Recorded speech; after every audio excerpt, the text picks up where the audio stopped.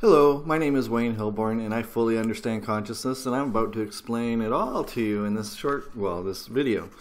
I understand consciousness, mass consciousness, evolution, psychology, spirituality, positive thinking, prayer, and I'm going to consolidate all of that with every major religion in this video that you're about to watch. So stay tuned, buckle up, and bring your most conscious reasoning self, because Schopenhauer was wrong. You do need logic and reasoning to understand the universe. This video essay is directed at Bernard Carr, PhD, Bernardo, Kastrup, PhD, and the Essentia Foundation. Honorable members. From the outset, I wish to state directly that consciousness and reality can only work one way. I've discovered recent attempts by the Essentia Foundation and its esteemed advisors to match consciousness to our perception of time. And specifically, Bernard Carr is getting closer to the truth. I will explain all the mechanics of consciousness in this short video essay. Let me start by getting direct. Consciousness is memory.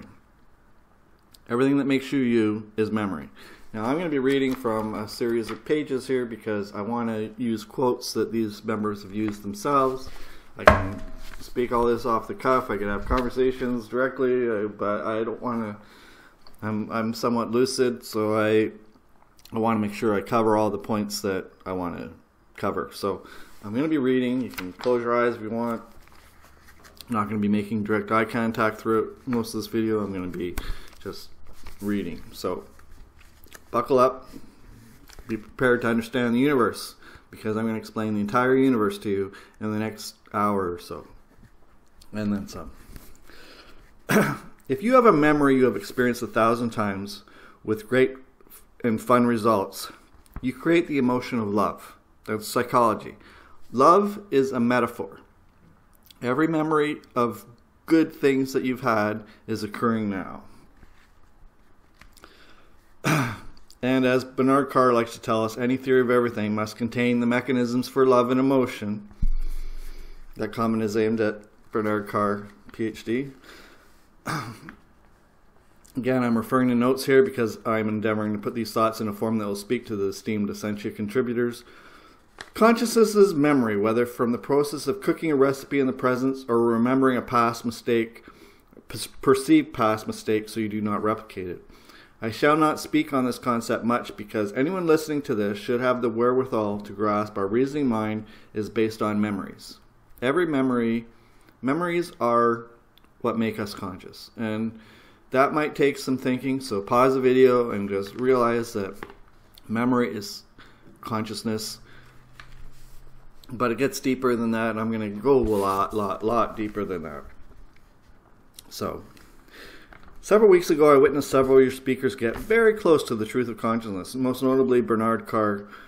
I was impressed by Mr. Carr's deductive reasoning, even though most of your speakers were missing crucial data. Several speakers at the Essentia Forum on Time and Consciousness, posted several weeks before this video essay, had some interesting concepts on time. Dr. Julia Mossbridge was one. Although I felt the panel dismissed her views as parapsychology, there are similarities between her views and Bernard Carr's own take of how memory could and does exist. The missing component in the analysis of the entire panel was the fact time truly does not exist. Not just as calculable in physics. I'm not speaking of equations, nor am I speaking of Einstein's twin paradox, because both twins are moving forward in a linear direction. What if there was actually no time? What if we only perceive the moment of time in what might best be described as a simultaneous event? What would an absence of time mean? Certainly that would immediately remove the need for a brain engram. And I'd like to point out here that Bernard Carr seemingly came up with this notion on his own, unless he is familiar with my 3 books on time. These are my books. Miracles Are Too Easy, The Savvy Sorcerer, Theory of Everything Mind. So you don't need to have a brain engram to store memory. They're all simultaneous events. So Bernard Carr stated he felt memory could simply be the simultaneous event, that we relive events in our mind. So I believe Mr. Carr may be well suited to grasp what I'm about to say for the next hour and a half. He is correct, by the way. Every memory that makes you you will always be simultaneous to 1,000,000,001 years from tomorrow. That's what makes dying safe. There is no time, and there are no memories stored inside our mind, or more importantly, what we think of as a brain. If you recall your first kiss, it is not an engram in a brain. There are no neurons searching for engrams inside of a brain. The first kiss is the actual event. And actual events don't happen inside of our brains. Actual events are what we consider actual events happen all around us. But we tune into them. We tune into our first kiss. Your first kiss is simultaneous to now. So sadly for all neuroscientists, they're wasting their time looking for memory in the brain. They'll never find it. However, on the bright side, I will explain why they all live forever in the coming minutes. Dr. Julia Mossbridge seemed very intent on remote viewing the future. However, if Dr. Julia Mossbridge simply looked at her own research and her own books from another perspective, she might have realized memory is simply remote viewing what we perceive of as the past. In that fashion, I see semblance between some points made by the esteemed Bernard Carr and the other person Bernard Kastrup invited, Julia Mossbridge. If you can remote view the future, then certainly you can remote view the past. Memory is at this point in this essay needs to be considered a simultaneous event. Let's keep pretending time doesn't exist. It doesn't exist, but if you look at your watch and you pinch yourself and you see the clock going tick-tock, tick-tock, then you might think that time is real, but it's not. Let's keep pretending time doesn't exist. I will teach you how to learn this on your own or through science. But as a thought experiment, just pretend, for the sake of this essay, that the universe is simultaneous. You are learning every word in this sentence simultaneously to now. If you are learning every word in this sentence simultaneous to now, then from a metaphorical standpoint, every word is a psychological trigger word from that standpoint. If you say the name of someone you have had negative encounters with, you might feel the emotion of hate or anger. If you say the name of pizza, you might feel the feeling of love.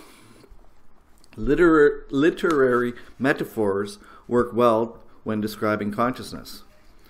Now, if the universe was indeed simultaneous, and all events we see do occur at once, then technically the future is written. See? Literary metaphor.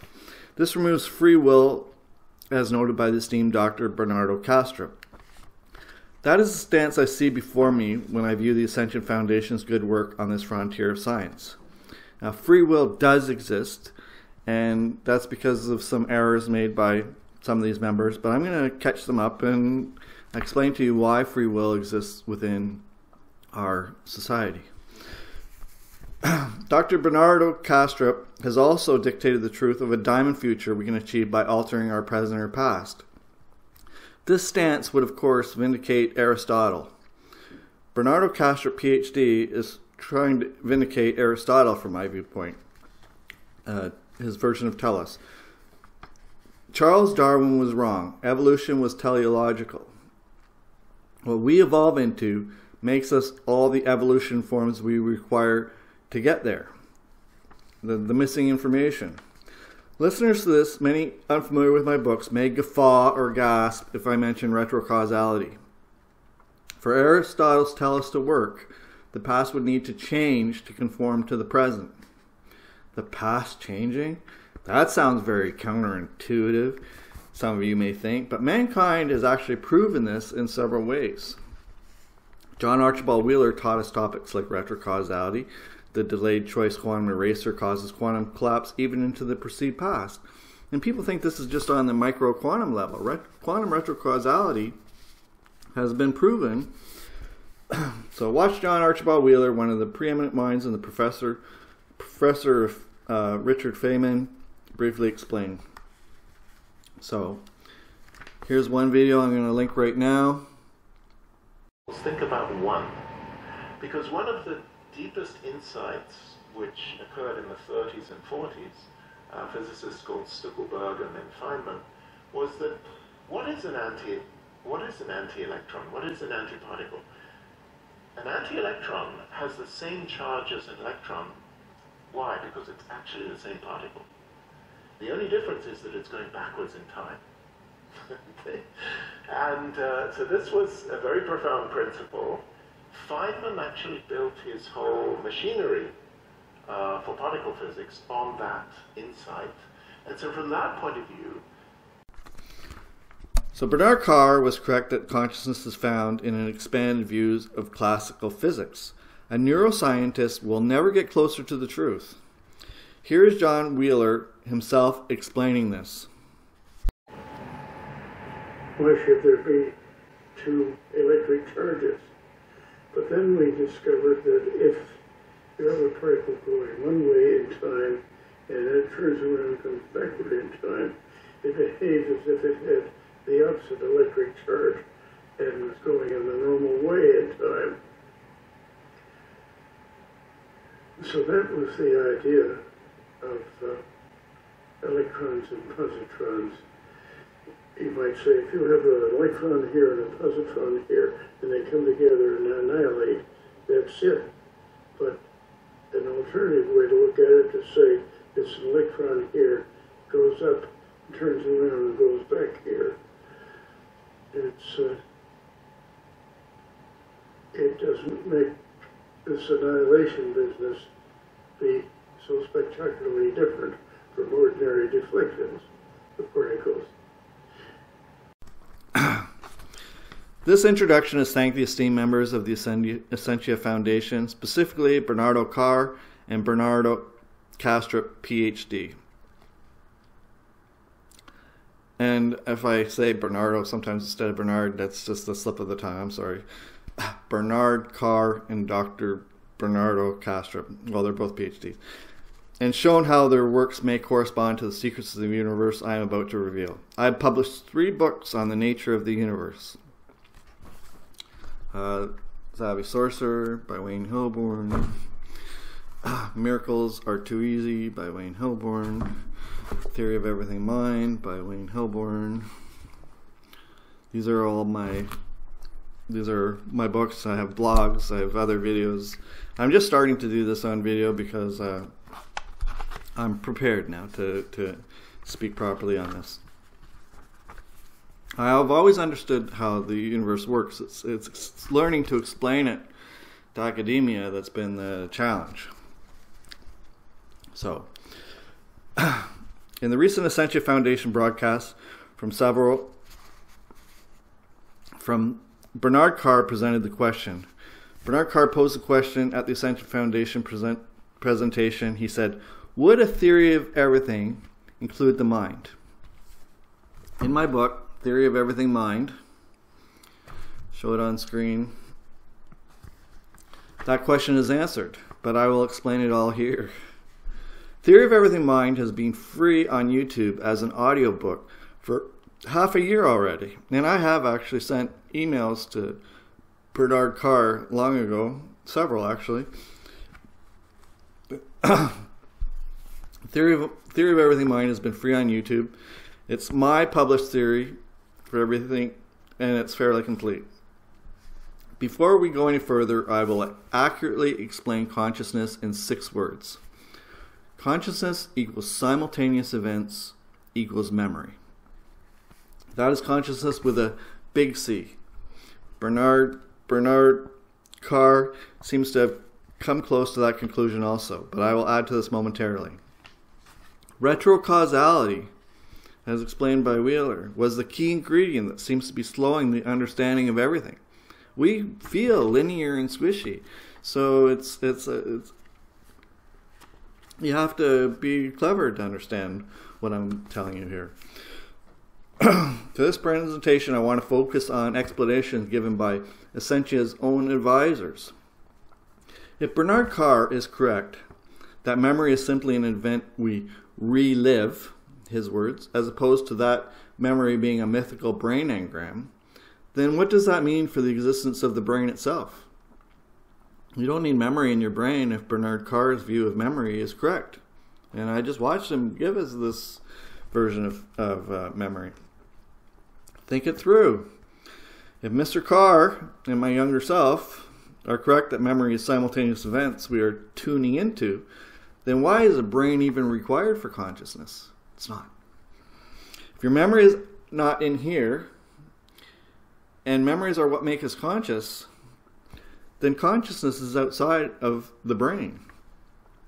Every memory that makes you you is simultaneous to 1,000,000,001 years from tomorrow.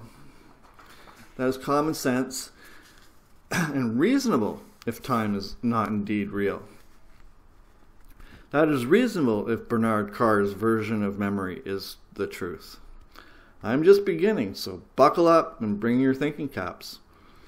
Let's go deeper. Let's talk retrocausality as proven by the delayed choice quantum eraser and other methods to be discussed. Retrocausality, even though proven on the quantum level, if it's on the macro level, it means that the past can change. This may sound counterintuitive, but the universe can only work the way I described below. Bernardo Kastrup teachings align with Aristotle's teleological standpoint, in my view. Perhaps Mr. Kastrup is a reincarnation of Aristotle, come to ridicule Charles Darwin's silly views of evolution. I myself am a person who is purposefully gruff on materialists. So I enjoy Bernardo Kastrup's gruff views on materialism as baloney. I enjoy I understand a little deeper, but I think it's funny. I'm a fan of these members. You tell them, Mr. Kastrup. I hope to give you a lot more fuel for that fire before this video essay is concluded. Retrocausality, the past changes. Do you think the past can change? I'm going to link a few photos from online showing that this argument is debated today. But I'll keep talking. That'll just be on in the background as I talk. So, let's speak about quantum mechanics, and I'm going to use a Star Trek analogy to help simplify this topic. We are essentially holograms, like on a Star Trek holodeck. A good way to understand reality would actually be to study how a holographic photo was taken. The laser, you can think of it as like our eyes, is split into duality, and duality literally and figurative. And then the laser is one half is convexed onto the film, basically, and the other half is on the object, which is then reflected onto the film. So that's how a holographic photo is made. But we do that with our eyes. Our eyes sort of project our own hologram onto perception of reality. Our expectations are the laser beam. And that's, I could go a lot deeper into that, but I'm going to avoid that for now. I'm going to simplify it by saying we are essentially holograms like on a Star Trek holodeck. David Bohm was pretty close. Go into black holes and all. I could go into a lot. The avatars living as holograms know that physics exists because they can see billiard balls bouncing around. So if you're a hologram on the Star Trek holodeck, you think that you're real, you see the billiard balls bouncing around, bumping particles. The David Bohms of the world, the Niels Bohr of the world, any physicist with the last name starting with BOH maybe, are avatars who have found the holodeck emitters or projectors. It's like the holograms are like finding the projectors now and saying, what are these? So we are avatars studying the hologram projectors when we examine quantum mechanics. Clever people who look at quantum mechanics see that time is not linear at that level. And I've already shown some clips and videos and some stuff on the screen to let you know that even if we're having a hard time grasping that concept, it's true at the fundamental level. Lee Smolin needs to learn time is not fundamental. Perhaps he should study Wheeler or Feynman. Richard Feynman. I suggest it is counterintuitive to recognize retrocausality at a micro-quantum level and fail to recognize the same mechanisms allow for time reverse at the macro level. What happens at the micro level also happens at the macro level. I suggest that we are to believe...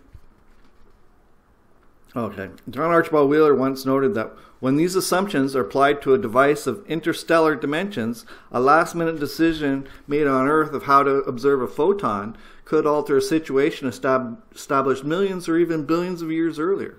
When we look at stars from a distant galaxy, if it's collapsed in a double slit experiment type thing, then that's a decision, according to delayed choice quantum eraser, that was made billions of years ago. Okay, so let's forget about John Archibald Wheeler and his delayed choice quantum eraser for a moment. Let's look at Schrodinger's cat-in-the-box thought experiment. For a cat to become alive or dead, only when we open the box and view it, the past would literally need to change. So think this through, because this thought experiment is also suggesting that the past can change. This directly matches the stance of Aristotle's Tellus, or the similar views of Bernardo Kastrup, his version of Tellus, the diamond future. A fish must exist for a man to evolve. A fish exists because of the man, the diamond. The fish does not evolve into the man as much as the fish is required to fulfill our expectations of ourselves as humans, or expanding upon that. What will we be at our highest evolution? So we sort of created ourselves at our most highest peak evolution, but then we had to instantly create all the stepping stones to get there. That's what that's what Tellus is in a simplified version. Schrodinger and Einstein were trying to ridicule the Copenhagen interpretation of quantum mechanics when they created the cat-in-the-box thought experiments. But they were trying to ridicule the Copenhagen interpretation of quantum mechanics, which stated matter cannot exist unless it is observed. If matter cannot exist unless it is observed, then that implies the big C of consciousness.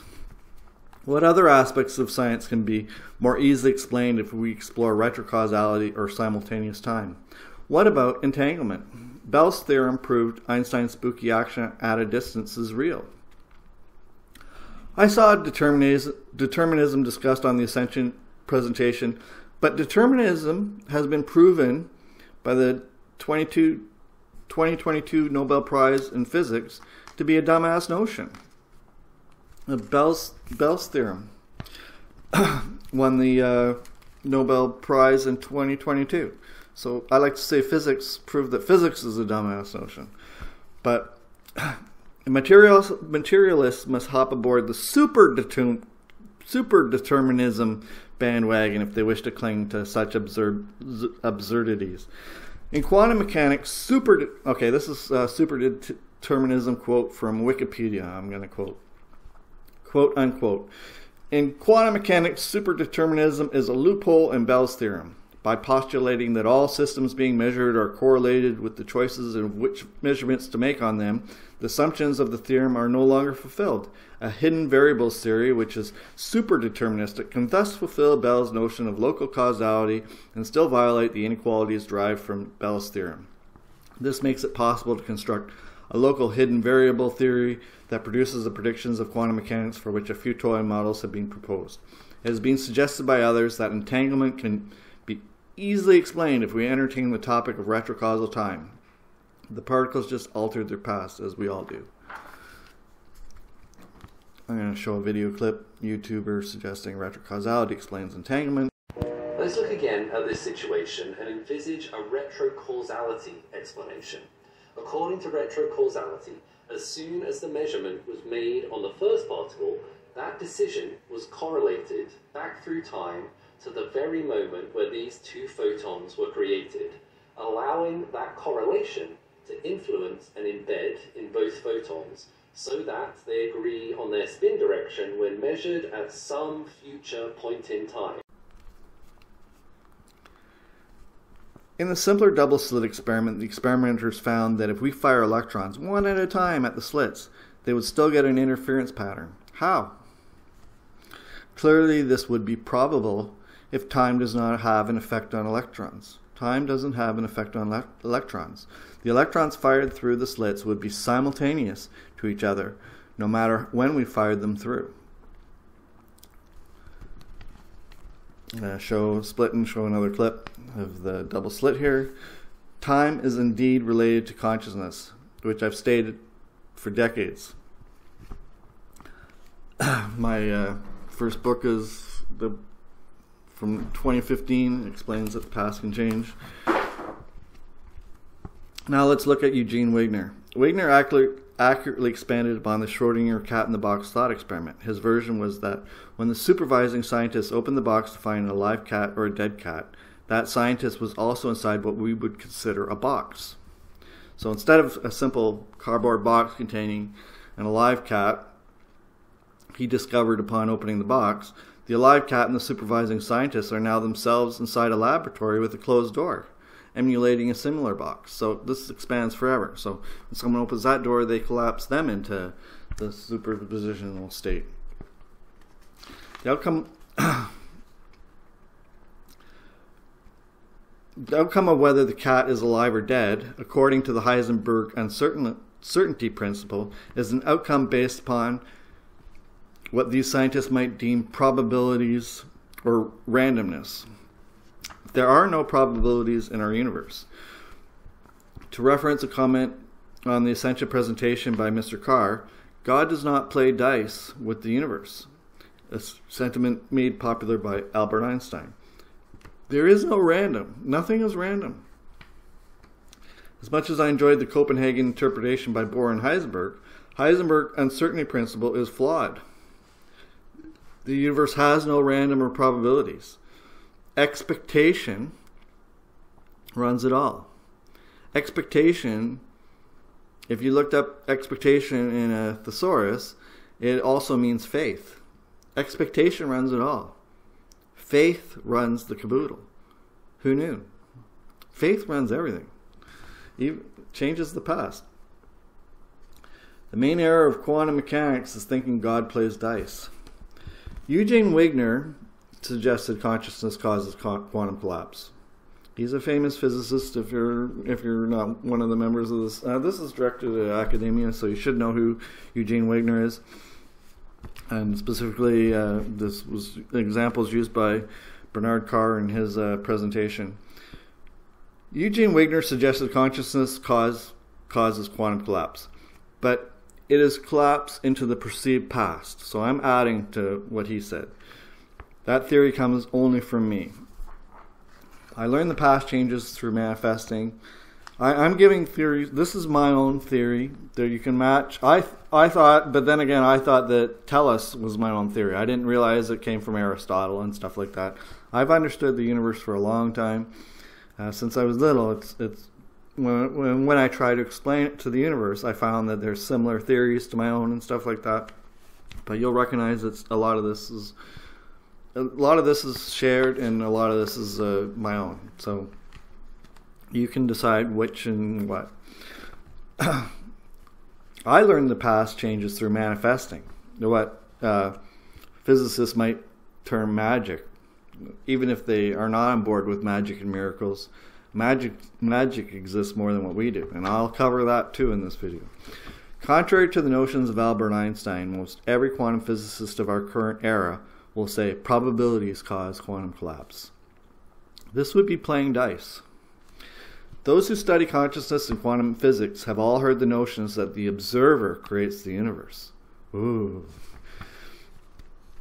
My name is Wayne Hilborn. I'm the author of 3 books stating the past can change, including Theory of Everything Mind.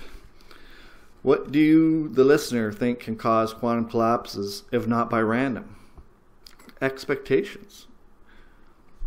Expectations cause quantum collapse even into the perceived past, which is my quote. I'm going to repeat that one more time. This is my quote. Expectations cause quantum collapse even into the perceived past. Please note, I do not mind people quoting me as long as they attribute the quotes from my books and literature as my quotes. I teach them advanced knowledge and not in topics which I do not want some people using to mislead others by pretending that they have my knowledge, which extends far beyond physics. The answer I gave may not sit well with some. The double slit experiment implies consciousness, or that the observer affects quantum collapses. That won't sit well with some. And even if a physicist wants to claim that as woo, they will learn the truth even if they need to be born to a smarter mom. This is not a debate. I'm telling you how reality works. This isn't a debate at all. So I can hear eyes roll when I suggest the past can change. But that is the same stance Aristotle took thousands of years ago. Charles Darwin was a dumbass. I suggest Aristotle was quoting ancient knowledge from a previously advanced civilization. Bernardo Kastrup is correct. The diamond future changes our present and past to get us to that event. Let me repeat my quote again. Expectations cause all quantum collapse, even into the perceived past. So again, if I open up a thesaurus, expectations mean faith.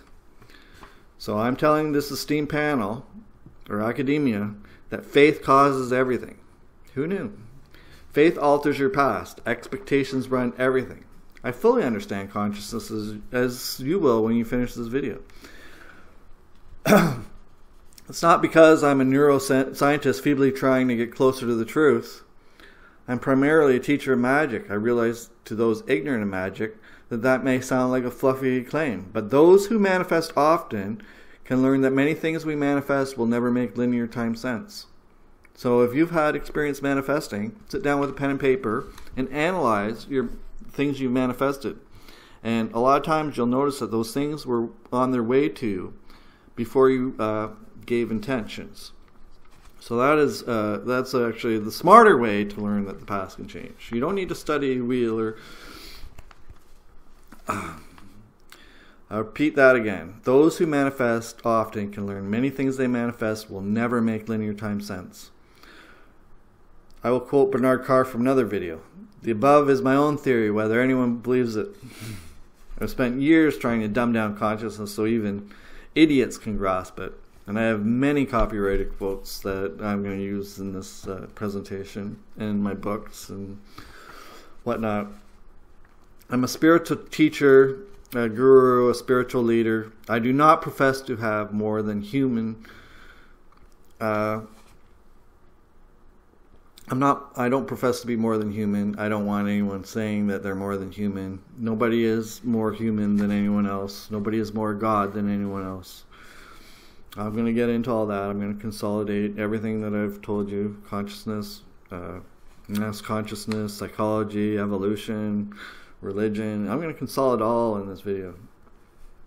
So, I do profess to have an older soul than some, in a linear time sense, but I will...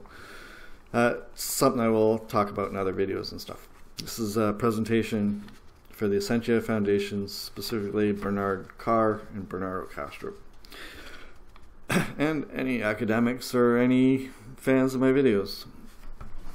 So even though I went to some effort to show congruency of thought between Aristotle, Wheeler, Kastrup, and Carr, I will now ask you to ignore all that.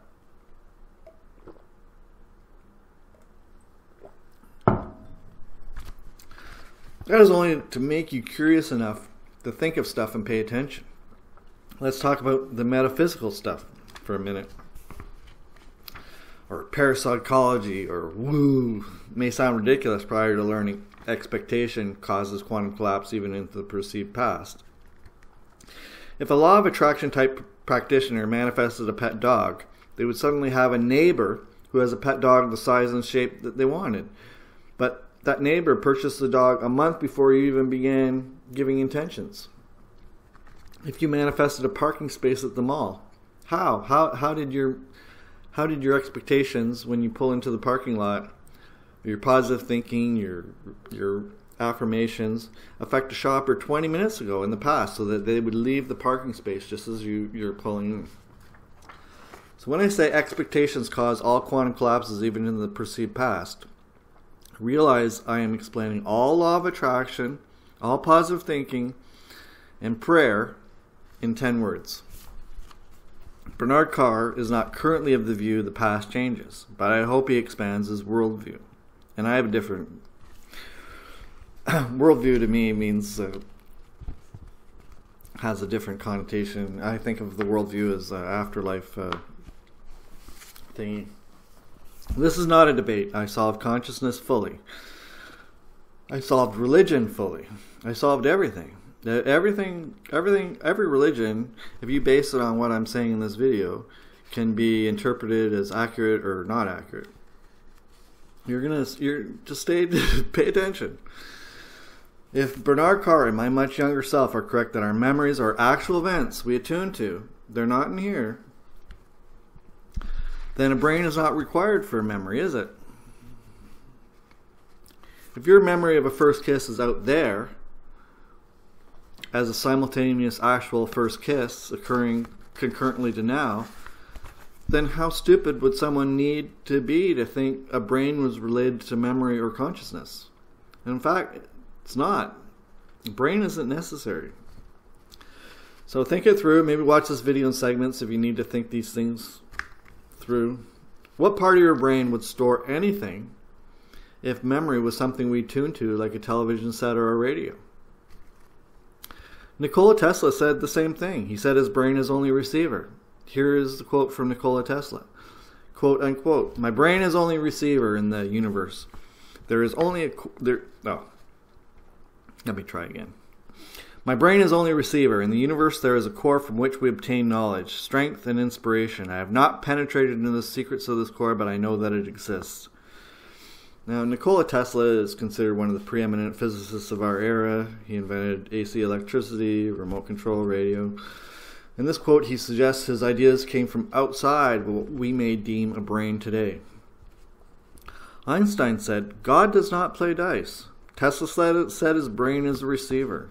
This all fits with what I am teaching in this video. I will go much deeper and describe the mechanisms of thought and consciousness, mass consciousness, everything. I'm going to explain it all. This short video will not stop until you understand all religions. You're clever. A mythical memory engram in our brain would be redundant if Mr. Carr's own view of memory is correct. That's how close you are, Bernard.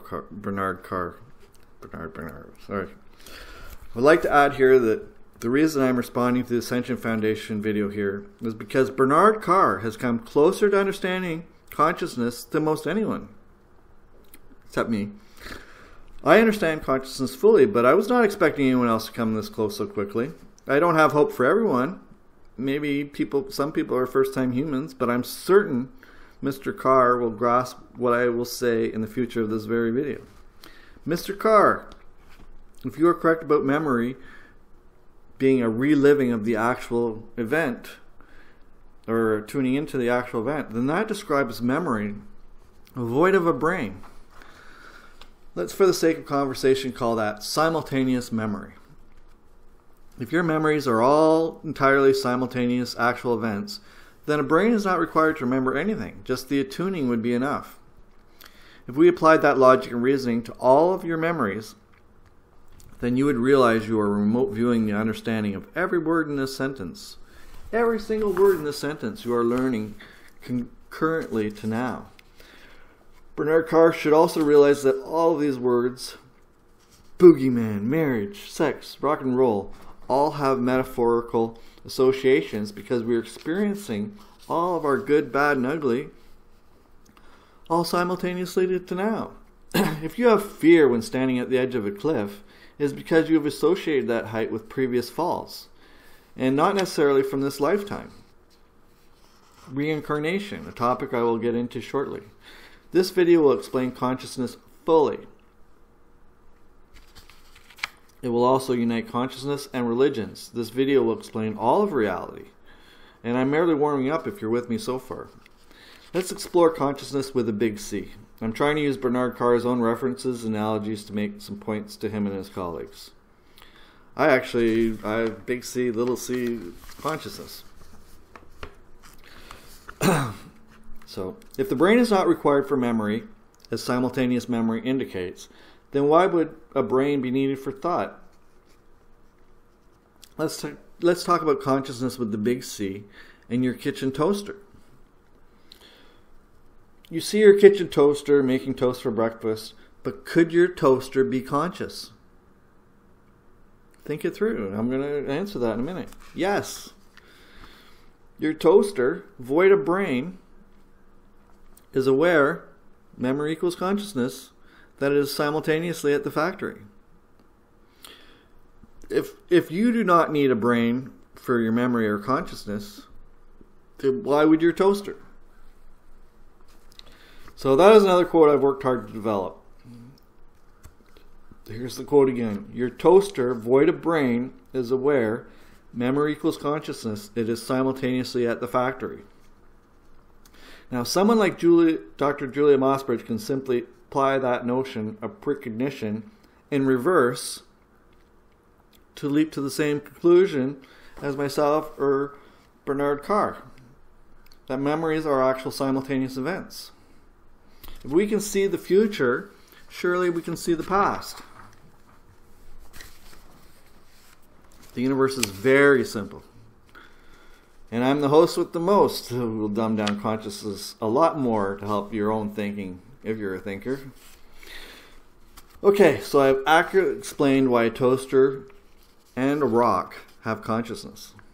Ironically, a rock thinks the hard problem of consciousness is ridiculous. Consciousness is fundamental. It is the only thing that is fundamental in what we perceive of as reality. If a toaster, void of brain, can be conscious, then what does that mean to us in our universe? To quote Dr. Bernardo Kastrup, materialism is baloney. A toaster doesn't need eyes, ears, nose. It just knows that it is a toaster. I will get into how a toaster perceives time before the end of this video. From an Aristotle, Bernardo Kastrup standpoint, the conscious toaster is needed as a stepping stone towards the end result as a human, or our most evolved self ever, into the farthest reaches of our perceived linear time future. So, for those unaware of Aristotle's teleological standpoint, his version on evolution is correct. Charles Darwin was simply a dumbass who mucked up the truth, Aristotle's truth. So let's look at how a toaster might evolve from a teleological standpoint. But, okay, your toaster will need to evolve into a plant if it wants to learn how to breathe. Your toaster will evolve into a fishy if it wants to waggle its butt to move. Your toaster will need to be a crab if it wants to learn opposable thumbs. Opposable thumbs are quite popular. So your toaster will simultaneously now, exactly now, drive a fancy human avatar, all shiny. Please note, I'm not mentioning any religions so far. I haven't mentioned any religions. I'm only talking about quantum mechanics and retrocausality in time. And Mr. Carr's own version of consciousness, and similar to Julia Mossbridge's version on how we can remote view the future. Stuff like that. So I'm not going that far from where they are already. Now, a toast. Okay, from an Aristotle Bernardo Kastrup standpoint, the conscious toaster is needed as a stepping stone towards the end result as a human. Okay, so I've already said all that. Your toaster has a perception of linear timelines, in which it grows more and more into the human-type form it is destined to be. Forget human. Your toaster will evolve into its highest possible self, in whatever form that takes, simultaneously to now. So, your toaster will evolve into God yesterday, but with hindsight in 2020. Without using any religious dogma whatsoever, I can confidently tell you that you will evolve into God simultaneously to now, but with hindsight in 2020. You are God, Bernardo Kastrup, PhD. You are your highest possible self, Bernard Carr, PhD, simultaneously to right now. I'm not quoting any Bible. I'm referencing Bernard Carr and Bernardo Kastrup's own view of reality and consciousness. You can fill in your own gaps, or you can ask me. However, I'm not done. I still have much to discuss here. God, you, knows every sparrow that falls in the forest because God is every sparrow that falls in the forest. You yourself will simultaneously evolve into your highest possible self. A clever person might realize I am marrying quantum mechanics and spirituality in a way the Essentia Foundation advisors seem to concur with. And I'm not done. Another way to view our reality is as a common dream we share. I would say expectations cause quantum collapses even into the perceived past, but to simplify what I teach, just think of reality as a common dream. If time is not real, you're watching every license plate number you've ever seen simultaneous to now. Your mind doesn't store license plate numbers in your mind, or brain, or mind. You're viewing every license plate number you've ever seen in your entire life simultaneously to now, yesterday, tomorrow. It's all simultaneous. And the past can even change. So,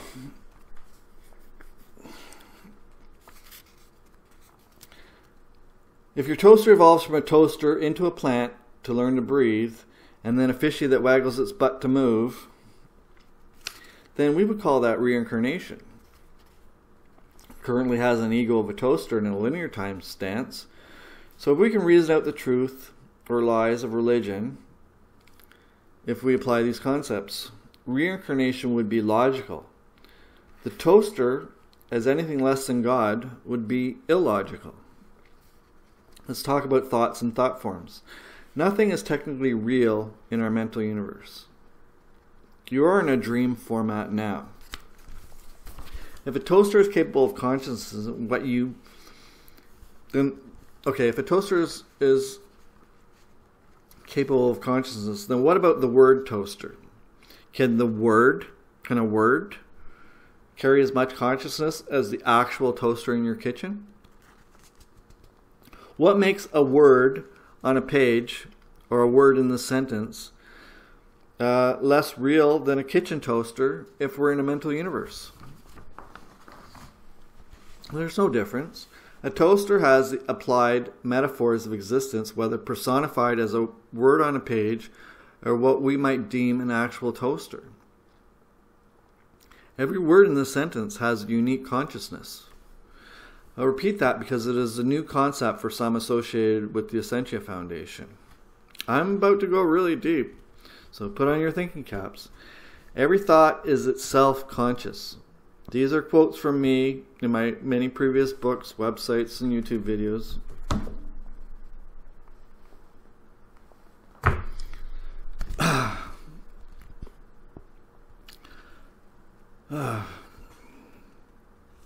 If you can find others who have my theories, so be it, but I solved all of reality and consciousness and religion in this speech, or I will before it ends.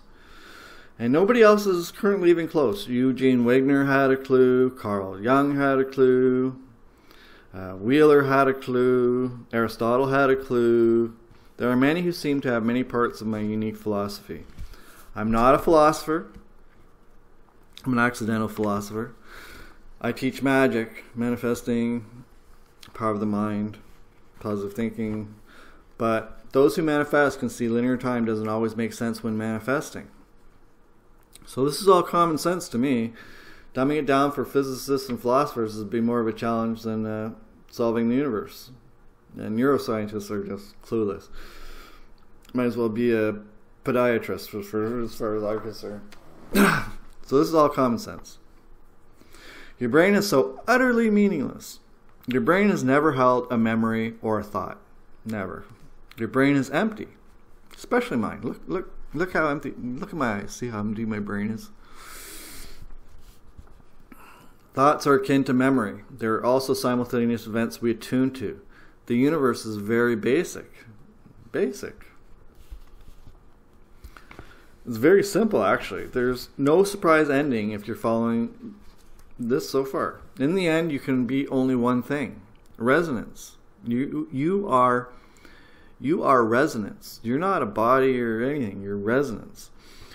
You are resonance in a Walter Russell cosmological resonance-based viewpoint. Cosmological viewpoint.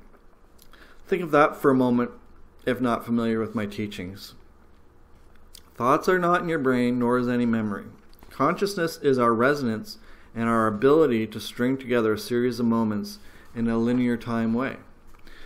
Bernard Carr made a case for the BRANE version of how we view life as a series of events, but this has been taught throughout the ages, certainly in the more mystical books contained in my personal library. Please be advised I'm going much deeper than any philosopher has gone before. I realize Eugene Wigner and others have said consciousness causes the collapse of the wave function, but I, Wayne Hilborn, am adding the statement suggesting quantum collapses happen even into the perceived past. So expectations cause quantum collapse even into the perceived past. That is my own theory, one of them. I'm presenting some new theories here, and that's one of them. So, when you research retrocausality, a lot of YouTubers and scientists, they think that retrocausality requires reverse entropy. That's not what the double slit experiment, the expansion of that, the delayed choice quantum eraser, that's not what that implies at all. The delayed choice quantum eraser implies that the photons collapse previous to the entropy. So if you spill a glass of wine onto the carpet, that is entropy. For the past to change, the cup does not have to fly back up onto the table, and the wine doesn't have to the red wine doesn't have to come out of your white carpet and fly back up in the air and back into your cup and make it all whole again. No, your expectations would collapse, your positive thinking would collapse the past to the point previously to that wine ever spilling in the first place. So you'll never experience the wine spilling onto your white carpet if you hold positive thoughts. I've explained how consciousness and memory work. I've explained how evolution works in a way that opposes Charles Darwin's idiocy of today. Are these ideas all mine? Of course not. They are all notions that I have known how they are not all my notions, and I have known how reality works most of my life, but the real challenge is learning to teach these things to the unsmarts. A neuroscientist will never get closer to the truth, not ever, unless they learn my theories as taught in this video essay or elsewhere, unless they read my work. I have explained how love is easily explained in my theory of everything, because every event you are experiencing has occurred to you a billion times before. So Bernard Carr, this is explaining how love is in the theory of everything. If Aristotle's and my own view of evolution is correct, then you personally have been held by a variety of mothers, as a variety of species, both human and non-human. You're an advanced human now, but you personally evolved. Everyone personally evolves. We personally evolve. So you went from being a toaster to being a plant to learn how to breathe. And you personally were a fishy. And you personally were a crab. This is you got to this stage through thousands of lifetimes. So there are many first-time humans, and I suggest intelligence and our ability for emotion is a signal of more advanced humans. But you've been held by a variety of mothers, both human and non-human. And so you associate touch is a good thing because your moms have done it back when you were other creatures.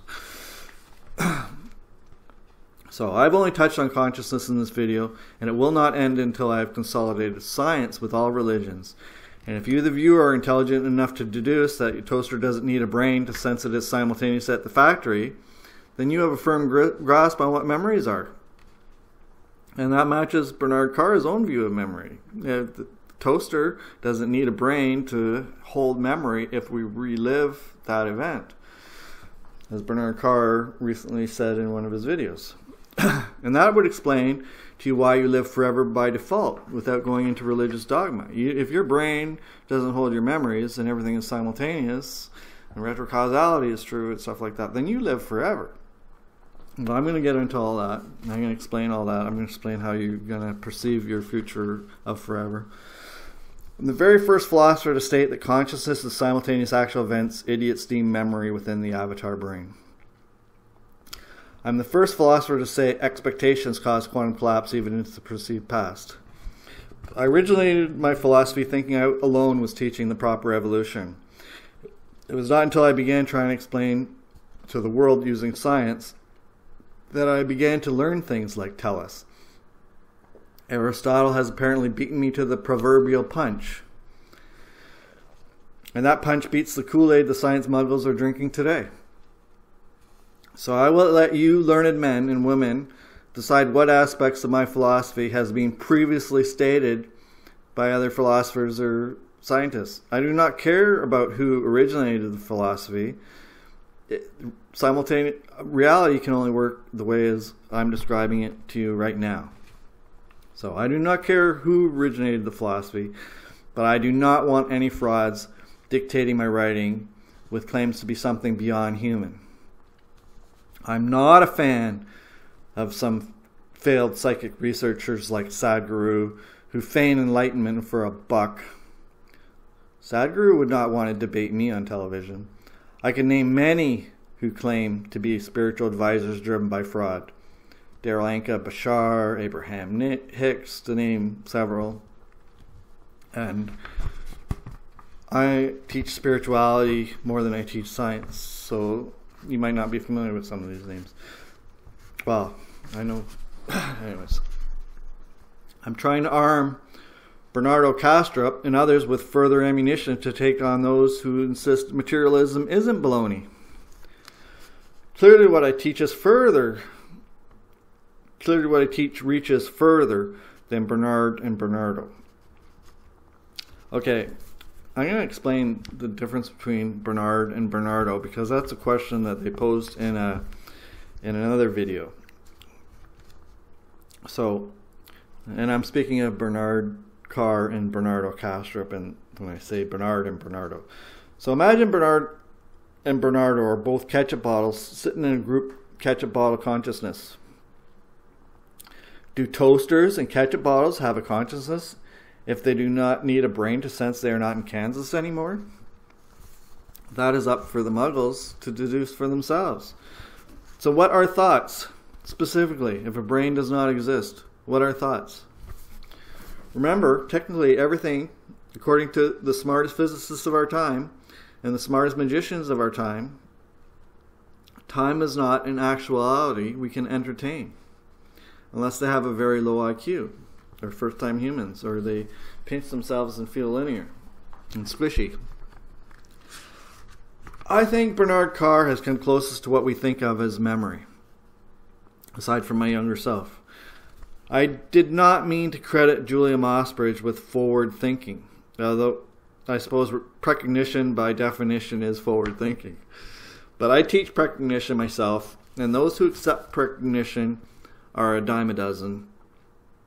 I would have credited Julia Mossbridge with genius had she simply realized that if we can have memories of the future, then it's common sense that we could have memories of the past. So precognition in reverse is how memories actually work. That would be viable in the truth. Now, the Bernard Carr types are a tad more aware, except clearly Bernard Carr has a linear view of how the BRANE moves through perceived time, a film as opposed to a snapshot. It's a series of snapshots blanks. Yep. Bernard Carr also noted that we can attune to simultaneous events we perceive as memory. So it's not a leap for the few mortals who can grasp these things. I'm amazed. How did Bernard Carr even get so close to grasping consciousness as a simultaneous event without knowing of like retrocausality or manifesting or fully grasping the implications? Like I manifested, and I've seen like that many things we manifest won't make linear time sense. But how an academic can come to that conclusion is almost beyond me. I'm amazed. So this video is aimed at the Essentia Foundation members and their inviter speakers. Bernardo, Kastrup, and others should understand that our expectations on the billiard table will affect not only how we chalk the cue, but our very birth determines the outcome of how we shoot the billiard balls from a teleological standpoint. Much of the philosophy taught in this video is my very own. I do not know who else has taught the mechanisms of consciousness this clearly. So I do teach that ancient civilizations were more advanced than us, and mankind has risen and fallen numerous times. But I don't know, I may have missed some philosophy, but I'm teaching what I think of as my own unique philosophy and my own truth, and this is real. This isn't a debate. I'm teaching you how reality works, and how consciousness works, and how psychology works, and how religion works, and spirituality, and positive thinking, and evolution. I'm teaching it all in this video, so pay attention. We're an hour in, and I'm still have a lot to go.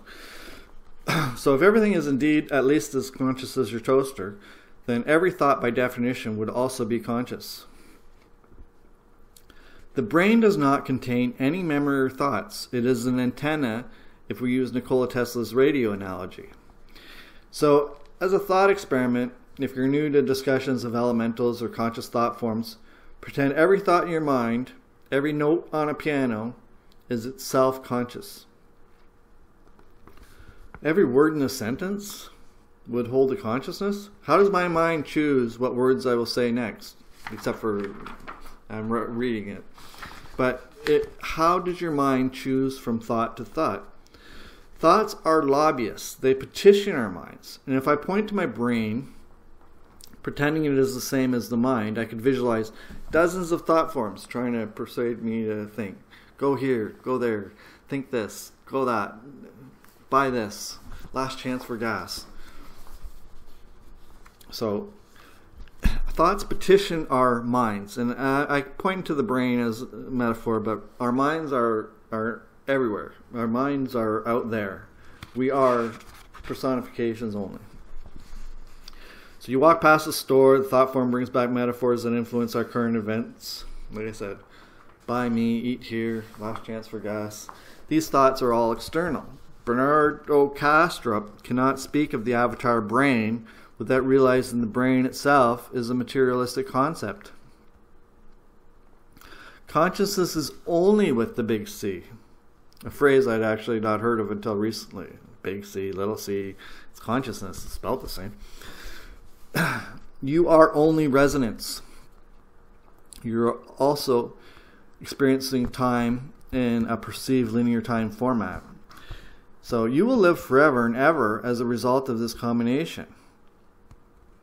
If you're experiencing a simultaneous event in a linear time fashion, then that implies immortality. When you die, you merely separate from the thought form of our literal spacesuit, built to operate within Earth air, or space-time, as a suit of expectations.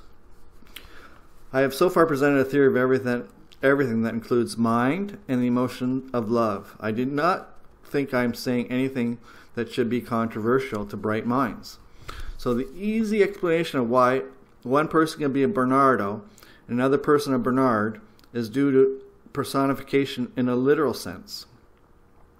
A ketchup bottle is part of a group ketchup bottle consciousness until you draw a mustache upon one bottle and name that bottle Fred. If I say everything is conscious, then that encompasses every molecule. And what kind of life would a molecule live? Does every single raindrop have its own unique consciousness? A personality, if you will? This does not need to be. A ketchup bottle can share the thoughts that lobby it if it is of a similar resonance to all the other ketchup bottles on the shelf. So ketchup bottles are all born basically with the same exact resonance. They have the same shape, size. They're all like going through the same motions at the same time. They're all put on the same shelf in your same supermarket. They're all basically the same. You could think of them as like a flock of birds, or you could think of them as like a school of fish. They all have a commonality, and they all share the thoughts. But if I personify that ketchup bottle by drawing a mustache upon one and naming it Fred, I separate it from that Rupert Sheldrake version of mass consciousness. Or it's my version of mass consciousness. I think Rupert Sheldrake's coming close. The difference is similar to the difference between Bernardo and Bernard. One of them is personified with a mustache. The thoughts in our metaphorical earth air seemingly fly around, petitioning our minds. Like a school of fish or a flock of birds all think to turn left at the same time. They all think to fly up at the same time. They are more a part of a group consciousness. Logic and reasoning is required. Schopenhauer was wrong.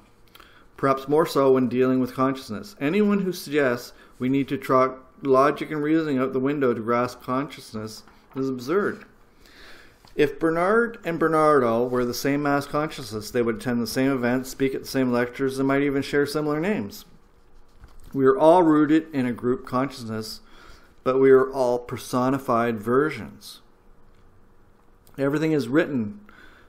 If everything is written, then literary metaphors are a good way to grasp our metaphorically fictitious existence. Everything I say is reasonable. A simultaneous universe can only work as I'm describing here.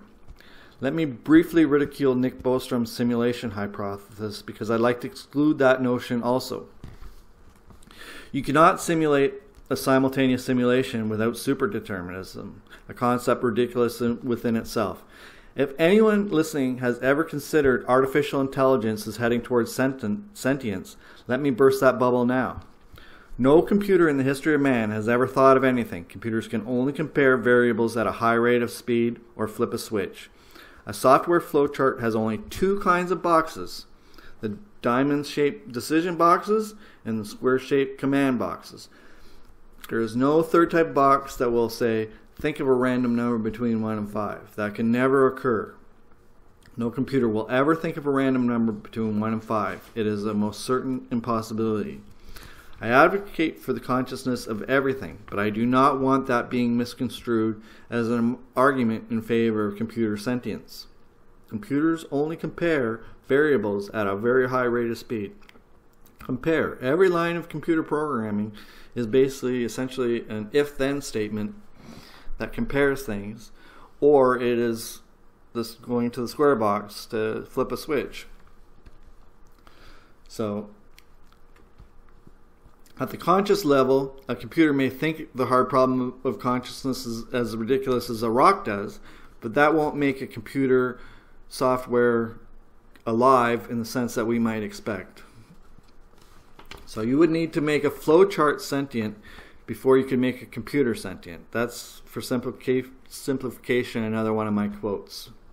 You would need to make a flowchart sentient before you could make a software sentient. So none of that will make a computer alive. While the simulation hypothesis is fun and might open a few minds, it is also quite impossible using computer software that will never truly think. So again, you would need to make a flowchart sentient before you could make a computer sentient. That's the simpleness of the argument. No computer will ever think of a random number between 1 and 5. Never. That's impossible. I would like to remind the esteemed Essentia Foundation's colleagues Bernardo, Kastrup, and Bernard Carr that this video contains a theory of everything mind some muggles may find elusive. I have explained evolution, and it is tellus. I have explained what thoughts are, and that they petition our brain-free minds. I have explained the difference between a Bernard and a Bernardo. I have agreed with some of the concepts presented by these men and women. And if you understand what has been said so far, you'd know why a blind man can sometimes see. I am merely expanding on some concepts I think your panel may be clever enough to grasp now. What have I avoided discussing? Religion. None of what I've been stating so far is about religion. I've been speaking about simultaneous time, retrocausality, thoughts as conscious beings as personifications and a literary metaphor. So I, Wayne Hilborn, I'm consolidating known science, proper teleological evolution, emotion, psychology, spirituality. This theory of everything exposes love and emotion as simultaneous metaphors, if we again use a literary comparison. So what of religion? The theory of everything you're currently hearing is a religion unto itself, but we can match it with your favorite religion, favorite major religion. I can match this theory to all religions. However, let's consolidate all known major religions with quantum mechanics. I've already done this in many books and blogs, but let's look at the religions. I've accurately suggested that if your toaster is personified enough, it would evolve into a plant to learn how to breathe, or a fishy that waggles its buttocks to move. If you yourself had to live as a crab to learn opposable thumbs so many lifetimes ago, Aristotle, then this brings about the notion of reincarnation. Reincarnation must be truthful and part of any truthful religion. Mankind is simply not in the brightest of locus. If we look first at the more accurate religions, Hermeticism, Hinduism, and Buddhism, then they all allow for reincarnation, as does the original Gnosticism taught by Jesus and the Essenes. What the Hindu might describe as higher lokas are advanced ways of saying heaven versus hell. Karma, I'm going to explain karma in this video too. Karma is also simultaneous events we interpret as thought forms outside of us. If you hang a Napoleon painting upon your wall, it may seem harmless to the mortal man, but he is attaching to himself to a thought form of a General Napoleon, and a war.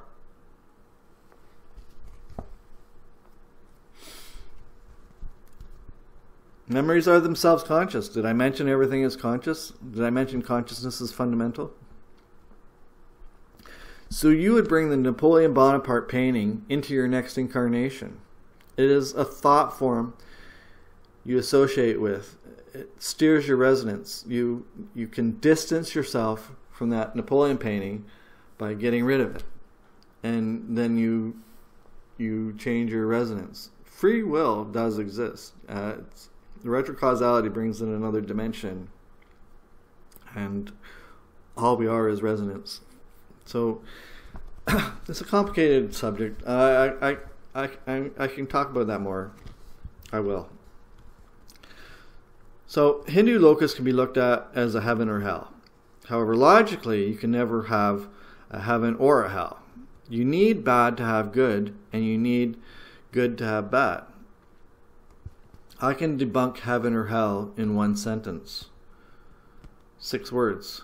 You need broccoli to enjoy ice cream. I'm an author and teacher of these topics, so I'm using many quotes I've developed over the years to simplify things. So you need broccoli to enjoy ice cream is another one of my copyrighted quotes I've used in several books. Now, I've stated that expectations cause all quantum collapses even into the perceived past. This concurs with Wheeler and et al. And quantum retrocausality and whatnot. So using a standard thesaurus, expectation is also a word that means faith. And so I could rephrase that quote to say, faith causes all quantum collapses, even into the perceived past. I have spent all this time so far teaching the philosophy that faith runs the caboodle. Faith runs everything. Who knew? Faith runs everything if expectations cause all quantum collapses, even into the perceived past. This theory of everything is teaching, and I guess that theory came from religion. This quote of everything is teaching you why positive thinking is wonderful and negative thinking not so much. In our mental universe, worry is the only cause of bad. Visualizing bad crap with emotion is manifesting bad crap 101. Who knew?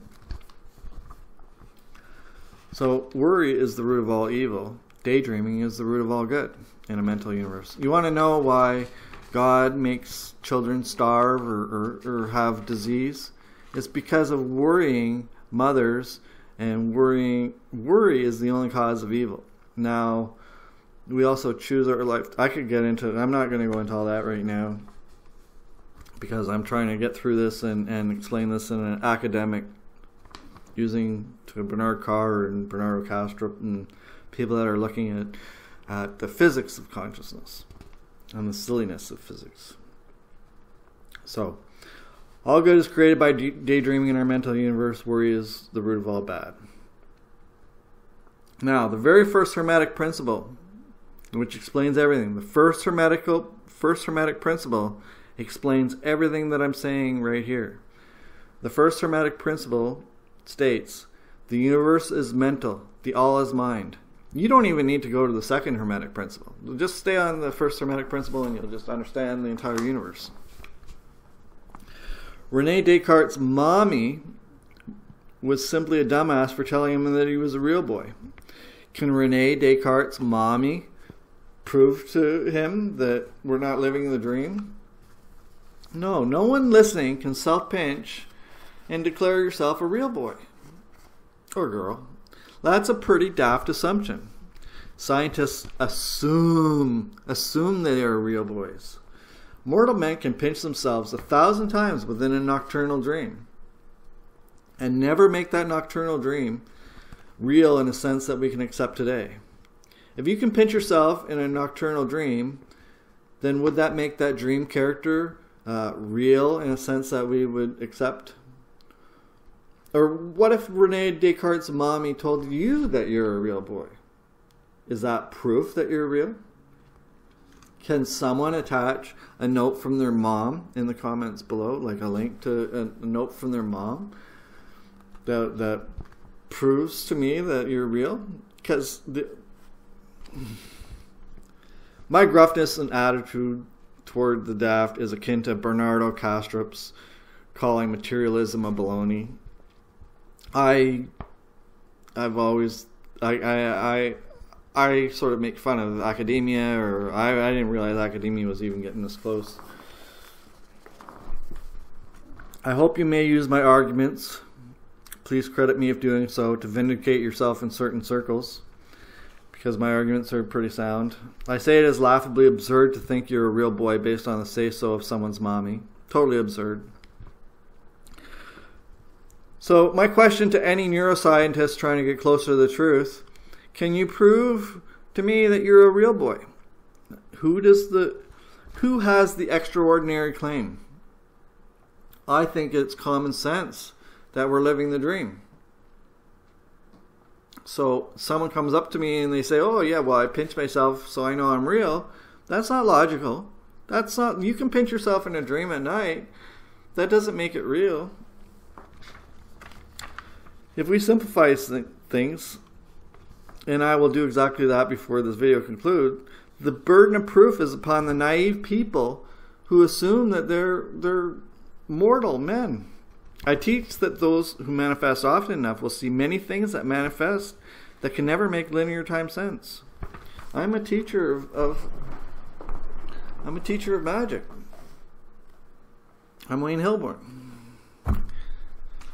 The only reason you do not witness magic occurring inside a stadium filled with doubt is because of the synchronous nature of time. I harm my own magic abilities by teaching this truth. Every person who doubts my magic does me harm. History will revamp to bring the skeptic more reasons to hold skepticism.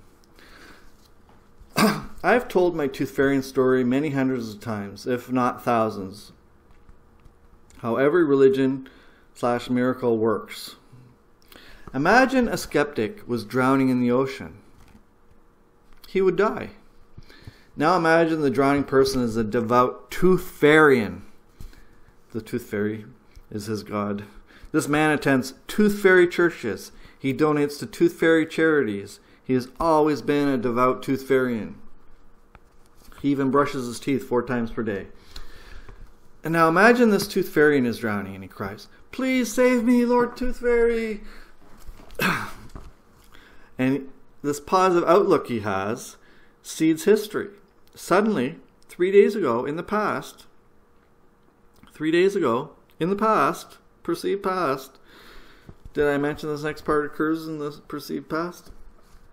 Suddenly, 3 days ago, in the past, a cruise ship and 3,000 passengers get a slightly different weather report. And or the captain just has a thought to alter course an extra 2 degrees, so now he's on course to rescue the Tooth Fairy 5 minutes after he starts praying.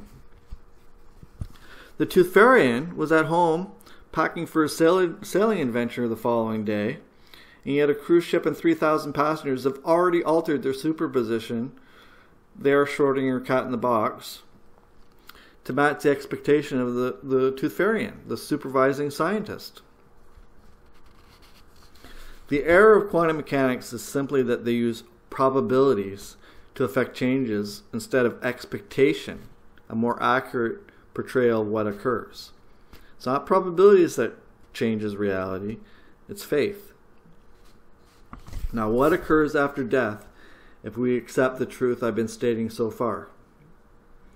You will revert to your state of resonance, and all resonance would perceive themselves as conscious. When you die, you will still feel conscious. You will remain conscious after death.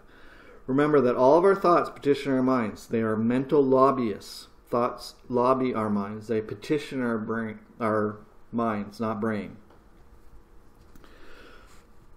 But they will seem like all your thoughts will seemingly come only to you.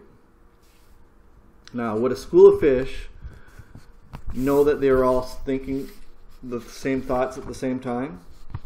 If the same thought petitions 100 fish all at the same time, or a flock of birds all at the same time, then would those birds think that those thoughts are separate from them, or would they think that those thoughts are just to them? So, no matter what rank you attain in spirituality, you will always be petitioned by thoughts you feel are unique to you. Even if you can now consciously be aware of the difference, you're going to be petitioned by thoughts that you will always interpret as coming to yourself, Bernardo or Bernard.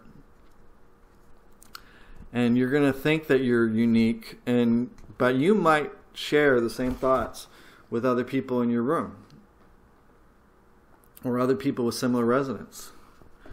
Their thoughts themselves are conscious, and they don't exist inside of any brain. So keep up. I'm about to explain reality. Comes from lifetimes of experience and the thought forms we associate with most. So if you evolve into what might be a singular God of all, you will still feel like Bernardo or Bernard. You'll be like, "Oh, I'm God of the universe. I didn't know that." But you're going to retain your personifications, because you can never move away from the personifications once you're on this path. You may have completely different attitudes by such awareness, but thoughts will petition your mind in a linear time format, and you will always interpret thoughts as unique to you. It's how we currently perceive, and all earth-air entities have a linear time construct. A tree toaster will experience time separate from how you do, because time is caused by the thoughts we entertain. Thought, even memories, are conscious. It is this formation that builds the next Planck length.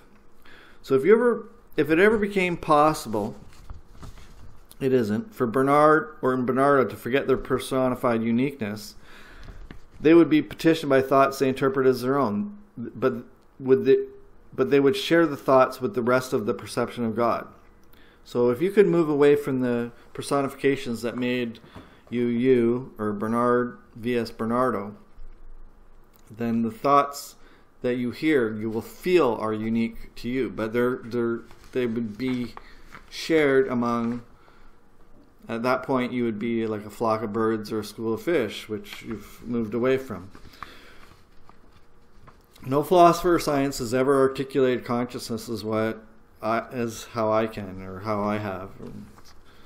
I do not care if anyone finds historical references to words akin to mine. Consciousness is open source, as are my lessons, so long as attributed to me if anyone decides to use my quotes. I teach topics more advanced than consciousness. I consider myself a modern magician, a savvy sorcerer. But I only touch on many secrets. My books are self-published and obscure. I'm not big on self-promotion because there is a magic concept called pushback that could harm a teacher of unexpected knowledge. So I'd prefer it if you didn't share this video with morons. But if you know someone that could be benefited, or someone that's dying that's clever, then anyone could be benefited from learning what I teach, but I don't know. Wheeler and Feynman may be fun physicists, but the truth lies in manifesting and learning. Many things we manifest can never make linear time sense. Magic itself is the key to understanding the nature of time. Many things we manifest will never make linear time sense.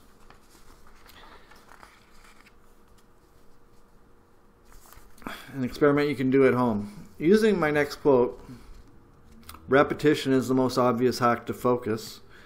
Anyone could repeat an obscure topic like watermelon, watermelon, watermelon for 10 minutes, and then turn on any random unseen movie from that they've never seen, and watermelons would be profoundly embedded in that film. Even if the film's like from 10 years ago, watermelons will be profoundly embedded in that film. And confirmation bias, it will not be. If you are clever, you grasp what I'm telling you about the nature of your reality. And Rene Descartes' mommy was wrong. You are not a real boy or girl. I have saved another quote of mine towards the end of the signed aspect of this video asset, because it might not sit well with some academics, but science itself is the foolish religion if we share a common dream. Science itself is a foolish religion if we share a common dream. Scientists will often feel very daft if they die and are still conscious. Many people fall into the trap of thinking they are real. This is not a very intelligent loca. We have exactly 2 reasons for thinking that we're real instead of living the dream like the rest of us. 1, your mommy told you you're a real boy and you assume that she isn't a dumbass. And 2, you pinch yourself and you forget that you could pinch yourself in a nocturnal dream. Neither of these prove anything. Your mom telling you that you're a real boy and self-pinching does not make you actual. You're living the dream right now. No one watching this can prove to me that you're real. You can't prove to anybody that you're real. Atheists have a silly argument that you can't prove a negative. So these are the only reasons anyone can use to justify their belief. BELIEF. That they are somehow actual as opposed to a dream character. Science is the religion. Science is the most foolish religion if we share a common dream, like I said. That's my quote. There is zero difference between nocturnal dream toast and toast in what you may deem a kitchen. Also, what I'm stating is not a debate. I can expand on all these concepts, but simultaneous non-computer-based simulation can only work one way. I've used no religious dogma to unite consciousness and evolution and psychology and spirituality. But for anyone paying attention so far, science itself is a polluted religion of fools. No offense, learned men and women. But if you think you're real, think again. I will now explain how every major religion also matches what I am here to teach. I could explain consciousness from the Platonic solids to what we are today. Like if a dot is conscious and then it forms a line and then it forms a trinity that can observe the line, then it's gross. Consciousness is built upon itself. Consciousness keeps building upon previous consciousness. And that's we're all rooted in the Platonic solids we've built up from a teleological standpoint. Like for us to be our highest possible evolved selves, then the Platonic solids had to have started. So we create the beginning of the universe by thinking of the beginning of the universe. We're just by talking about the universe, beginning of the universe right now. I help create that beginning. By giving it any thought, I help create. But the universe must have always been here as a quantum field of possibilities. So I will now explain how every religion matches what I'm here to teach. I will refrain from using dogmatic terms. If you are still listening, I hope you have found I have spoken plainly. I could use a mad laboratory and a staff appears to dig deeper into any mysteries, but it is of little concern to me if this manifests. I am a teacher, not a builder of schools, and I'm letting my life unfold the way it's meant to. I certainly know the most all, if you're keeping up so far. Now you understand how the universe works. Even if you may not be on board yet, rewatch this video a few times, pay attention, read my stuff. Now I said I would also discuss free will, which does occur. However, it can only change our resonance based upon the thought forms you are allowed to perceive and that you resonate with. Altering the past changes things. We can make energy follow all our thoughts, even if confined to a bed. So clearly you can see how retrocausality adds another dimension to free will. Albeit we can only move in two directions. We can either move towards the all, or we can personify away from the all. And every decision seems to do that. It's towards the all, like liberalism, or away from the all, personification, conservatism. I'm not amused by the clear fear-mongering that surrounds our nation's politics. I don't wish to scare folks, so I'll leave it at that. But I also teach precognition, which is probable in a timeless universe. Actually, if we live in a giant imagination, then everything you once thought possible would suddenly become probable. I can tell you that mankind will one day be able to teleport objects from planet to planet simply because we can imagine it so. We can viably imagine like a teleporter like on Star Trek. But you cannot viably imagine like an elephant inside your closet. So that is less likely to occur. Teleportation is more likely to occur than an elephant in your closet because of the way we construct our view of reality in our timeless universe. So, this is the end of part one of the video. I've consolidated a lot of different things here. I've consolidated psychology.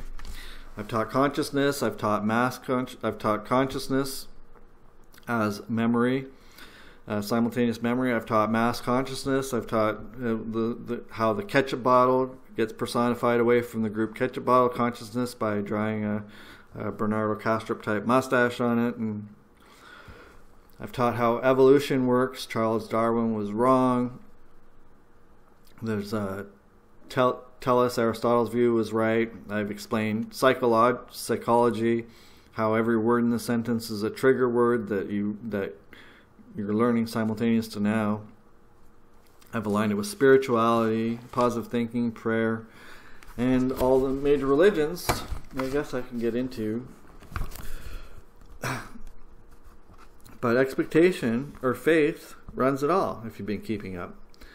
Now, what would the following sentence mean to you? Quote, unquote. Truly I tell you, if you have faith as small as a mustard seed, you can say to this mountain, move from here to there, and it will move. Nothing will be impossible for you. Jesus Christ taught Hermeticism. Now, I'm a Canadian living in Toronto, Canada.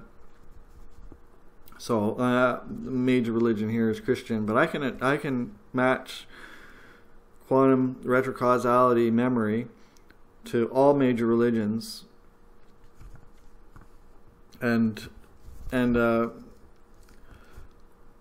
if we think back a few thousand years ago, some wise man told King Herod that the new king of the Jews was going to be born. So that's according to the New Testament, which is the foundation of Christianity and Christian religions. Now, Dr. Julia Mossbridge type should be happy to know that prophecy was taken that seriously back in the day. How many children did King Herod put to death over a prophecy? They didn't think it was silly so long ago. So Joseph took his family and fled to Egypt. Now, we may not know the exact who and how of some ancient ruins, but we certainly know Egypt a mere 2,000 years ago. We have a well-documented history.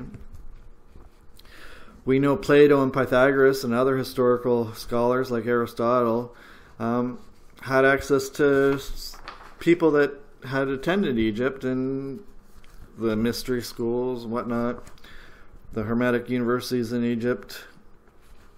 Like Aristotle may not have gone to Egypt himself, but he certainly had access to students who had gone to Egypt and brought back this knowledge.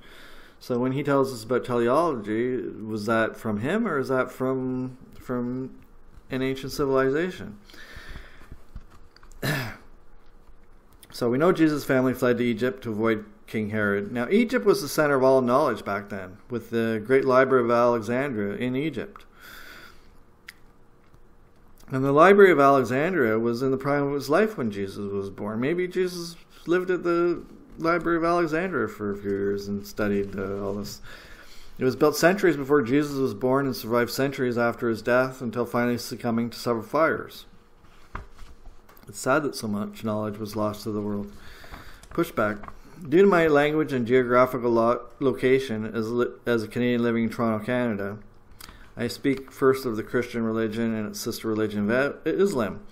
But those fear-based religions do have thoughts analogous to how reality works, before polluted by the idiocy.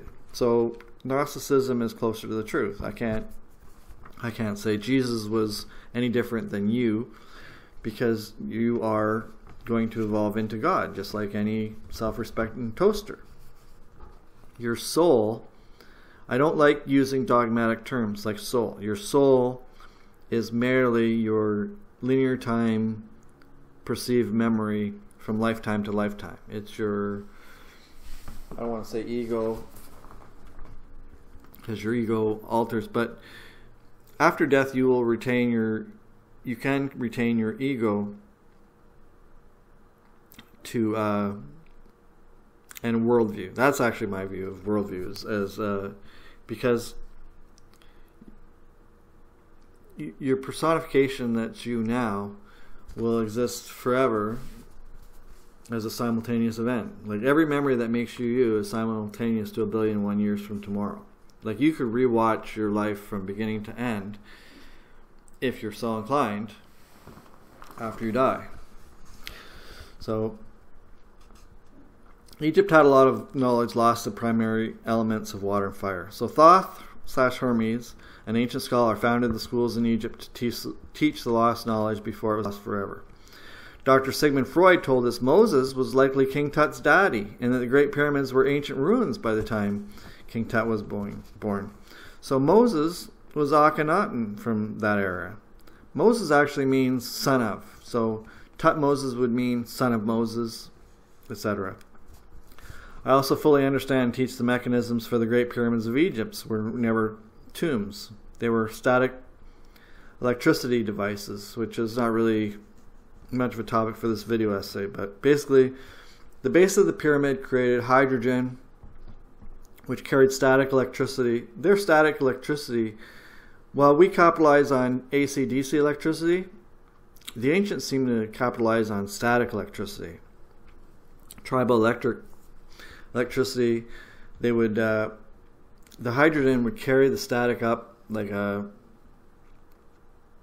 static electricity machine, a Wimshurst type machine. So you'd have to study like a Wimshurst, but imagine it working with like gas, or think of a Van de Graaff. The pyramid is like a giant Van de Graaff generator, sort of. But the base of the pyramid would create hydrogen, which carried the static charges up, and in a mechanical process that almost seemed like showing off. When the hydrogen was at its highest point, they'd mix it with energy and turn it back into water. So they were creating energy, they're creating hydrogen at the base, and then they were turning it back into water way at the top of the pyramid. So it's like they were showing off. And hydrogen was also created inside the Queen's Chamber of the Great Pyramid in off seasons. The pyramid mechanisms ran dry in some seasons because of the seasons. So, and also the highly machined 70-ton boxes in Serapeum had 30-ton lids. Now, a highly machined box with a highly machined 30-ton lid can only have one possible purpose, and that's to contain chemical pressure. They didn't worship bulls. Bull lipids were mixed with yeast and water to create pressure, and the pressure would have to reach 30,000 pounds per square inch to like lift these lids up. And that's why they were highly machined, so like sand wouldn't like blow out through the openings, because 30,000 pounds being released is a lot of pressure. Now, sometimes they would explode. Like 80% of these boxes, or I call them coffers, in Egypt had like explosive damage in the corners, even in the King's Chamber of the Great Pyramid. So please feel free to research everything I say. There's a secret door also in the King's Chamber. That's how they had to replace the boxes and stuff like that. Anyways, the pyramid was a power plant. So Egypt was hermetic, and we know Jesus lived there. The other clues are the fact that Jesus was not sharing the same opinions and faith as the Romans or the Jews. Could a truthful explanation about reincarnation and telling people that they will be born again be construed by the ignorant Romans instead of the time to mean baptism? If I'm telling you right now that you will need to be born again to another mom in a future lifetime, would you think that being born again, would you pay someone 10 shekels to be dunked in a rusty bathtub? You're born again. Yeah, you're born again. No, or would you know that means that you're going to be reborn to a future mom in a future lifetime? Some things were just like misinterpreted. So the foundation of Hermeticism is the exact same as the baseline belief of the Buddhists and the Hindus. All of us believe that we are living in a giant collective high definition imagination, although the Buddhists should realize that they should be grateful for the suffering, because you need the bad to have good, and without suffering there could never be good. So their four noble truths are misinterpreted. This is all imaginary. Life, first Hermetic principle. Your past changes, my past changes, everything changes to suit our combined expectation of the present. Aristotle's tell us. Your mind recalls the fuzzy ball of timelines you experienced in a linear time perceived fashion. Everything is mental. This means you are a portion of all that is. You're technically a portion of God. You are godly. I would say being created in God's image makes you godly. But he was not created in man's image. He said humans were created in God's image. Jesus was simply trying to teach Hermetic magic, which is exactly what I'm trying to teach in this video. I teach the same message as Jesus and many other prophets before and since. Reincarnation, karma, versus heaven and hell, which are truly ridiculous concepts. Imagine this scenario. Could you play Scrabble with your dead mom in like a harp version of heaven up on the clouds? No, you couldn't, because any game or sport would require a loser, and if bad things can happen in heaven, then so to what extent? What if you always lose at Scrabble? Like, how heavenly would that be? Like, you need bad to have good. You cannot have good without bad, and vice versa. So, and according to the Bible, heaven even has a wall around it. Guess they fight with sticks and stones up there. Like, it's let's look at what I teach compared to what we were told Jesus taught.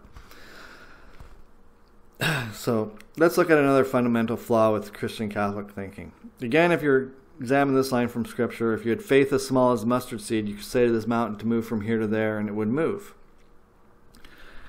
Now, if you think of it as the baloney we were shoving down, the baloney that the church has been shoving down your throat, that faith is about accepting the religion, then that takes on a different connotation than if you have expectations that something will occur. So if you expect the mountain to move, it will move. But the Catholics have been trying to teach that if you have faith in our hokey religion, then that'll make the mountain move. So faith has a different meaning from what I teach to what they teach. Like in John 5:5, they say, "Who is it that overcomes the world? Only the one who believes that Jesus is the Son of God." Technically, we're all equal. My take on that is, if you tell this mountain to move and you really believe, have faith, and expect it to move, then it will move. It's very different. All religion can be weighed on the facts we know from quantum mechanics. Eugen Wigner or Carl Jung types, the stuff I teach in this video. All religions must match what I've stated above, or they are not cruelty-free. My thinking is more like James 1:6 type thing. But when you ask, you must believe and not doubt, because the one who doubts is like a wave of the sea blown and tossed by the wind. And I'm going to throw up a little bit because I'm saying all this religious quote. Mark 10:52. "Go," said Jesus, "your faith has healed you." Jesus did not go around healing people and crediting himself. Did the blind man meet new thought forms, or did his eyes quicken? Jesus said, "Go, your faith has healed you," and immediately he received his sight. Jesus said, "Your faith has healed you." Catholics will say, "Your faith in Jesus healed you." I would say it is your faith you can be healed that healed you. Our world is ruled by expectation, faith, knowing, focus, intentions. Praying to Jesus for healing does work, but if you prayed to Santa Claus or the Tooth Fairy and expected to be healed, then that would also work. It is your expectation to be healed that does the healing. It is you who is the God. I say quotes from Jesus, but we must also understand that the Bible was assembled long, long, long after he died. We really do not know 100% what he said. We do need a future religion based upon quantum mechanics and what I've taught so far. Teeth to me, I'm a teacher. I don't need to build my own schools, but I could use a school or a platform, or at the very least a mad laboratory to research a lot of my other ideas. So, but like I said, if it happens, it happens. I'm happy in my life. My PlayStation 5 recently went on the fritz, so I have to send it off for repair, and I take that as a sign from the universe to come online and do some splaining. Lucy has some splaining to do. So, Earth Air is actually a paradise. Grandmothers are out there worrying their kin into hardships. Energy follows all thoughts. There is no devil causing bad. Bad is caused by grandmothers visualizing bad crap with emotion. If your grandmother visualizes you lying in the ditch, bleeding every time you're 10 minutes late for supper, then your grandmother is visualizing bad crap with emotion upon you. Your grandmothers cause a lot of evil stuff. They don't realize, but it's worrying that causes all bad in the world. Starving children are caused by the worry. If we think about a third world country, or we even label a country third world or starving, then we're affecting those children. We're the cause of the bad. This world could be a utopia. So, like, there's all kinds of Bible quotes I could get into. Ephesians 5:1, be imitators of God, therefore as dearly loved children. Matthew 12:35, the good man brings good things out of the good stored up in him. It sounds mental to me. No. The Bible was not placed in a pope's hand by God. And even the quotes of Jesus may be false. We can glean from the overall tone, however, that he's definitely teaching Hermetic magic. Ask and you shall receive. I will add, you're technically going to evolve into God yourself, simultaneous to now. The meek shall inherit the earth. That means that those who personify further away will have more of an ego which must be loosened.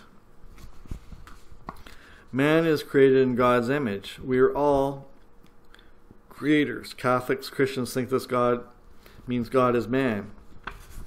Knock and it shall be opened to you. Expectations cause events. Reap what you sow. Energy follows all thoughts.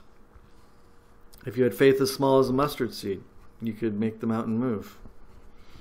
Go thy way, as thou hast believed, so it be done unto thee. Take heed what you hear. With what measure you meet, it shall be measured to you. And unto you that hear shall more be given. For he that hath, to him shall be given, and he that hath not, from him shall be taken even that which he hath. Because they worry, be not afraid, only believe. Fear not, believe only, and shall be made whole. According to your faith be it unto you. All these evil things come from within. These are all different quotes. Believe all things are possible to him that believeth. This sounds like they are Hermetic Buddhist lessons, or from Oprah Winfrey. Not Christian. The stuff Jesus is saying sounds very Buddhist or Hindu. So, my view on consciousness has no hidden assumptions. What you are is what you get. It is mere materialists who assume that they are real boys. The logic suggests parapsychology is real, and mortal men are often stupid enough to think pinching themselves repeatedly makes them actual. This can be further understood by manifesting, using magic, and learning that many things that we manifest will not make linear time sense. So, repeat a word like Bigfoot, Bigfoot, Bigfoot, Bigfoot, and then turn on like a random film from 10 years ago, and that Bigfoot will be profoundly embedded in that movie. And it won't be confirmation bias. You'll notice these things in a profound way. Once if you're listening to this video or you understand what I'm teaching you, then I think you will have a hard time going through life without noticing energy following all of your thoughts. If you're looking for revolution in understanding, I presented it in this accurate video of how reality works. Panpsychism is real on every measurement of the scale. It's real on the macro level as much as the micro level. Quantum retrocausality is as real on the macro level as it is on the micro level. It would be common sense to think of that. The Tibetan Book of the Dead is based on the fact many masters felt that we do have free will during life and afterlife, and it's a mixed bag. Like if you made the free will, but once you commit yourself on a certain path, then your options become more limited. So you have to deal with all your previous decisions. Like if you get in a car crash and you're flying through the air, your options in life are limited. Like you're gonna land probably somewhere, and so you have to. The best way when you're ever in trouble or you're thinking of bad news or you're flying through the air is to be thankful. If something bad happens to you, the first thing you have to do is start repeating the word thank you. Thank you, thank you, thank you. If you die, then just say thank you, thank you, thank you, thank you, thank you. Higher self now, thank you, thank you. Higher self now, thank you, thank you. Higher self now, thank you, thank you. Higher self now, thank you, thank you. And you can look at your dead body, and there might be people around escort you, or people have different death experiences based on metaphorical of how they've died previously. Everything is different to everybody. So here's a quote from the Tibetan Book of the Dead. Abandon your notions of the past without attributing a temporal sequence. Cut off your mental associations regarding the future without anticipation. Rest in a spacious modality without clinging to the thoughts of the present. Do not meditate at all, since there is nothing upon which to meditate. Instead, revolution will come through undistracted mindfulness, since there is nothing by which you can be distracted. Another quote from the Tibetan Book of the Dead: the afterlife is very much like a dream state, and its dreams are the children of the mentality of the dreamer. If you have nightmares in life, then that's a good sign to change the way you're thinking and to move more into spirituality. Because you don't want to have afterlife nightmares. Your afterlife is real. There are good possibilities and there are bad possibilities. Much of it depends on your discipline and the way of thought.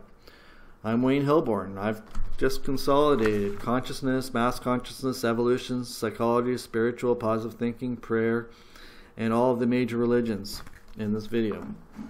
So it may be a little longer than some of my videos, but it's aimed at the Essentia Foundation, Bernardo Carr, Bernardo Kastrup, these honorable members of the Essentia Foundation are getting close to what I teach, and I think that they deserve to understand it all. So blessed be blessed, so mote it be. I'm Wayne Hilborn. This is how reality works.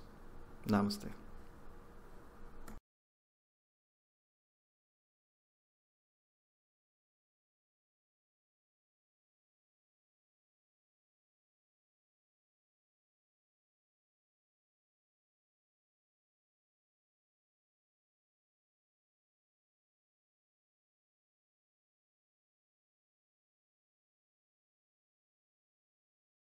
And that's a wrap, folks. I hope I broadened your horizons today. As a modern Canadian magician, I've got a knack for tuning into the universe and understanding the intricacies of reality.